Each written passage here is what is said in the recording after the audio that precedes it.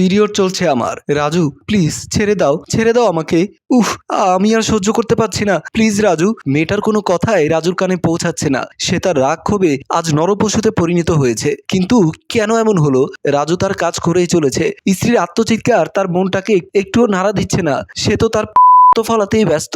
অনেকক্ষণ পর ছাড়লো সে রশনিকে। নিথর হয়ে পড়ে আছে তার শরীরটা, নড়বার শক্তিটুকুও নেই। শার্টটা নিয়ে চলে যাবার সময় রাজু স্ত্রীর কপালে আলতো করে চুমু খেয়ে ছোট্ট করে বলে গেল সরি। কোন রকম বিছানায় উঠে বসে রেশমি ভাবতে লাগলো আজ তার এতদিনের চিরচেনা ভালোবাসার মানুষটাকে বড্ড অচেনা লাগছে। ওয়াশরুমে শাওয়ার ছেড়ে হাঁটু গুজে বসে ছোট্ট বাচ্চাদের মতো একাধারে কেঁদেই চলেছে রাজু। সে এমনটা চায়নি কখনোই। রেশমিকে সে প্রচন্ড ভালোবাসে। কোনোদিন স্বপ্নেও ভাবেনি তাকে এভাবে কষ্ট দিতে হবে। তবুও কি করবে সে?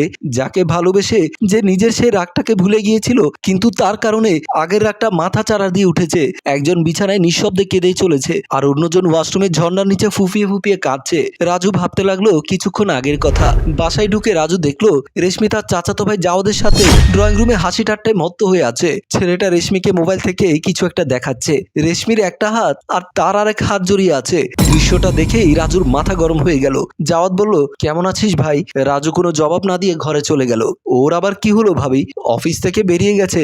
আমি ভাবলাম বাসায় আছে, তাই দেখা করতে আসলাম। কিছু মনে করো না, তোমার ভাইয়ের অফিসে একটু ঝামেলা চলছে কয়েকদিন, তাই হয়তো মন মেজাজ ভালো নেই। দাওয়াত বলল আচ্ছা ঠিক আছে ভাবি, আমি এসেছি অনেকক্ষণ হয়ে গেল, এবার তাহলে আমি আসি। আরেক কাপ চা খেয়ে যাও। না ভাবি, আরেকদিন আসবো বলেই জাওয়াত বেরিয়ে গেল। রেশমি নিজের ঘরে যেতেই রেশমিকে চুলের মুঠি ধরে রাজু বলল ওর সাথে তোর এত পিরিত কিসের? এসব তুমি কি বলছো? ও তোমার চাচাতো ভাই, তাছাড়া আমার থেকে বয়সে ছোট।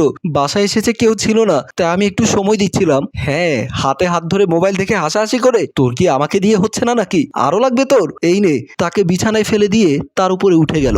রাজুর মন বিশ্বাস করতে চাইছে না রেশমির সাথে জাওয়াদের কিছু একটা সম্পর্ক থাকতে পারে, কিন্তু মেয়েটাকে এভাবে ওর সাথে ঘনিষ্ঠ দেখে ওর সহ্য হয়নি মোটেও। মেয়েটাকে এতটাই ভালোবাসে যে কারোর সাথে বেশি কথা বলা সে পছন্দ করে না। রেশমি বিষয়টা জেনেও কেন এমন করে? পরের দিন অফিসে জাওয়াদ এলো রাজুর কেবিনে। কিরে, কালকে কি মন খারাপ ছিল নাকি? তুই আমার বাসায় যাবার আগে আমাকে কল করে যাবি। রাজু, তুই ভুলে যাচ্ছিস আমি শুধুই তোর চাচাতো ভাই নই, তোর বিজনেস পার্টনার। ভেবেচিন্তে কথা বল। তোর বউ আমার থেকে বয়সেও বড়।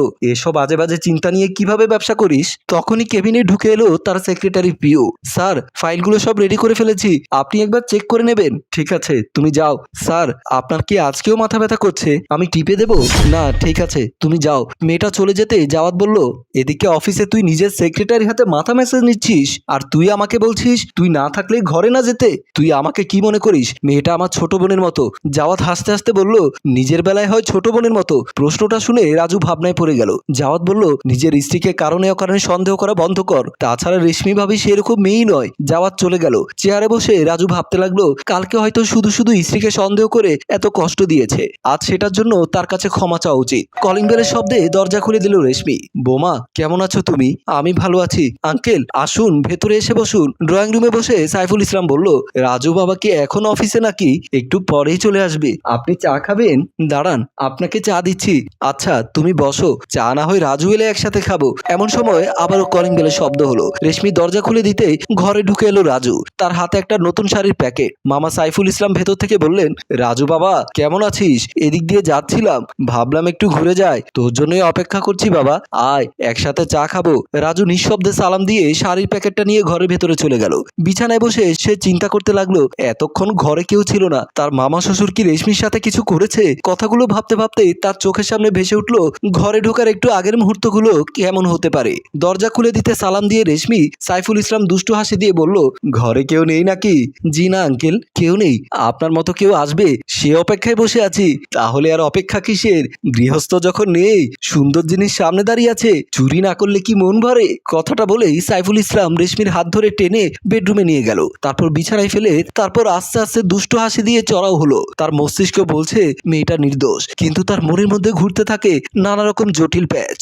পরের দিন জাওয়াত কেবিনের সামনে গিয়ে রাজু খেয়াল করলো ভেতর থেকে হাসাহাসি শব্দ হচ্ছে। তারপর মনের ভেতরে অনেক তিক্ততার ঘৃণা নিয়ে সে ভেতরে ঢুকে গেল। ঢুকে দেখলো জাওয়াত আর পিউ একসাথে বসে লাঞ্চ করছে। রেশমির জায়গায় পিউকে দেখে সে চলে যেতে চাইলে পেছন থেকে জাওয়াত বলল দাঁড়া, কিছু নিশ্চয় বলতে এসেছিলি, না বলে চলে যাচ্ছিস? রাজু কিছুই বলছে না। জাওয়াত আবার বলল, আমাদেরকে নিয়ে নতুন করে কোনো সন্দেহ করে সেটা আমি চাই না। পিউকে আমি ভালোবাসি, সামনের মাসে আমরা বিয়ে করছি। এমন সময় রেশমি সেখানে টিফিন ক্যারিয়ার নিয়ে এসে রাজুকে দেখে দাঁড়িয়ে বলল, তুমি কোথায় চলে গিয়েছিলে? তুমি লাঞ্চটা বাসায় ফেলে এলে, তাই ভাবলাম নিয়ে আসি। তারপর রাজু মনে মনে ভাবতে থাকে, শুধু শুধু রেশমিকে নিয়ে সে বারবার সন্দেহ করেছে, অথচ মেয়েটা তাকে কত ভালোবাসে। সম্মানিত ভিউয়ার্স, অহেতুক কোনো কারণ ছাড়া নিজের স্ত্রীকে সন্দেহ করা বন্ধ করুন, দেখবেন জীবন অনেক সুন্দর। গল্পটি কেমন লাগলো কমেন্ট করে জানাবেন, আর ভালো লাগলে লাইক ও শেয়ার করবেন। গল্পটি রচনায় অভিক ও চিত্রগ্রহণ ইফতি হোসেন এবং সম্পাদনায় আলমগীর।